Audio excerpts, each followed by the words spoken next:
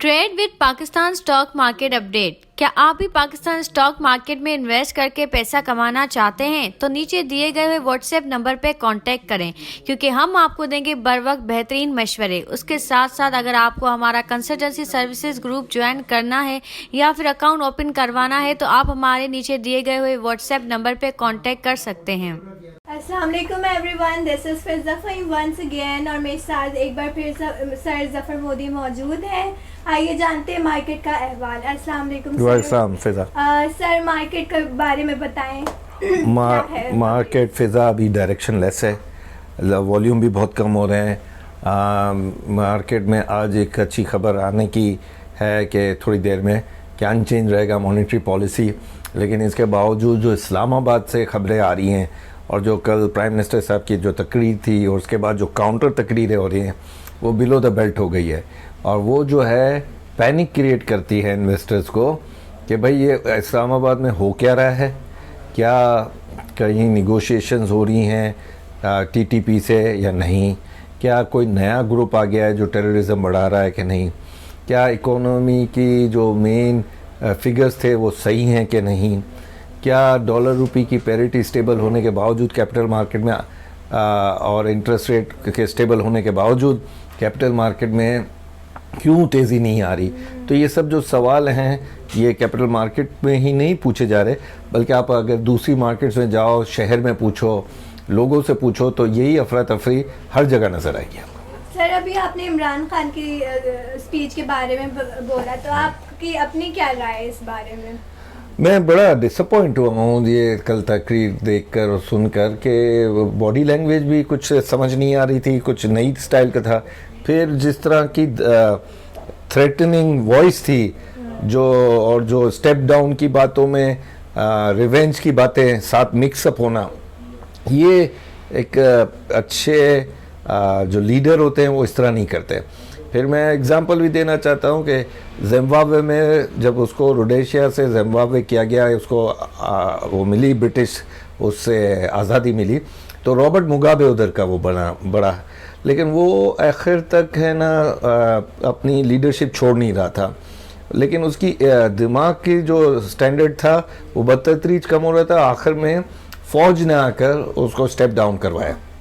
तो यहाँ पर भी ये जो जिस तरह का भी चल रहा है, खुदा ना खास्ता ऐसा ना हो जाए कि दोबारा हम कोई मुश्किलात में आ जाए, पॉलिटिकल जो डेमोक्रेटिक जो सिलसिला चला है वो ख़राब हो जाए। जी, तो sir having these all market किस डायरेक्शन में जाते हुए देखते हैं आप?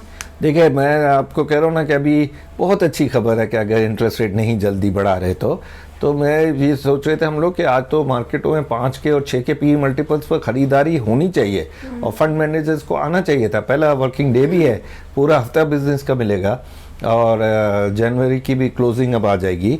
और देखिए आप कितने महीनों से जो क्लोजिंग हो रही हैं फ्यूचर की भी, वो स्मूथली हो रही हैं, उसमें भी कोई मसला नहीं आ रहा।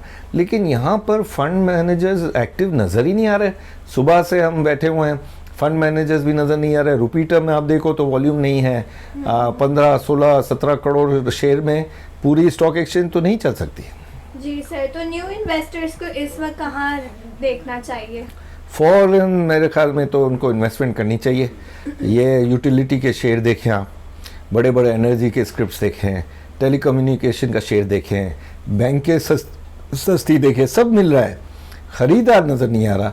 नहीं तो 5 और 6 के पी मल्टीपल पर तो लोग यहाँ लाइनों में लग कर आते थे। जी सर, हेस्कोल के बारे में आपने न्यूज़ सुनी होगी, वहाँ पे मनी लॉन्ड्रिंग का केस है, तो how do you see that?